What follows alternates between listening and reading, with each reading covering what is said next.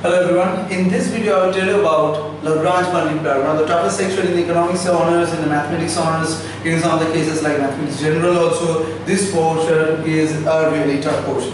So I'm going to start with a very common and a very easy question and then one advanced question. So these two will be your key to success of solving the questions regarding Lagrange multiplier. For example, they will give you, for example, u equal to x square y square subject to maximize, subject to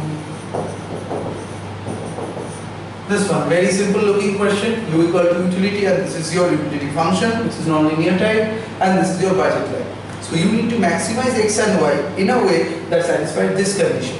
So how to do it? First, basic is you write L. L represents this L. For Lagrange, that's it. But in the question, if you see any L like in the labor and capital question, we take it as simply Z. Okay. So now L equal to, just for write the function, x square y square. You don't have to do anything and put a plus. You just follow the pattern. In the many books, sometimes they start with minus, sometimes they start with plus. It's a very hopscotch thing. So here you are just going to put plus. Okay, plus, and then put a lambda. This is called the multiplier, the Lagrange multiplier itself. This is the multiplier, which is the key of solving the question. Okay, just put a lambda and then you put a 10 minus x minus y. So you can ask me, sir, why you have to put x plus y minus 10? Then here you have to put a minus. So that is a very problematic structure. So here you just put a plus and put everything in the RHS. Not like RHS, change it in a way that you have negative in front of them. Or if it is the equation starts with minus, so you just have to put everything in the RHS or in a way that the sign behind x and y or whatever variable is there changes at least once. Okay, so now your job is easy.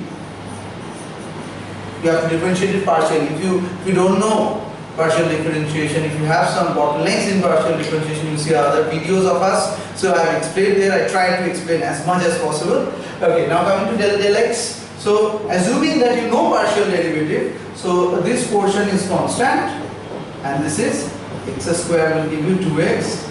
This is actually, if you are, as you are new with it, so what I am doing, I am just multiplying it wholly. So 10 lambda minus x lambda minus y lambda. Clear? So del x will give you y square into 2x. This portion doesn't have x, so 0. This portion has only this and this portion, so this one is 0.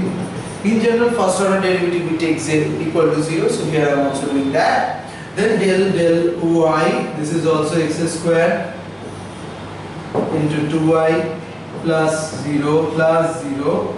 Okay. And this one is only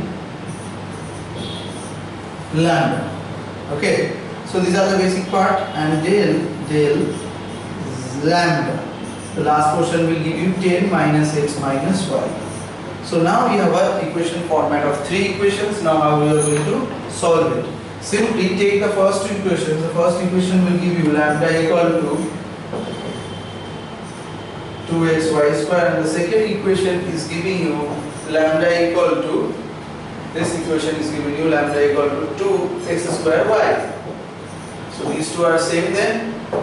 So 2xy square equal to 2x square y, which will give you x equal to y equal to x. So now as you have y equal to x, so you are going to put it in this. So 10 minus x minus y equal to 0. So 10 minus x equal to 0. So obviously you can solve it like x equal to 5 and y equal to 5. So the answer is x equal to 5 and y equal to 5. You can check with respect to the second order condition. But as in the basic video, I have only focused in the Lagrange solving structure.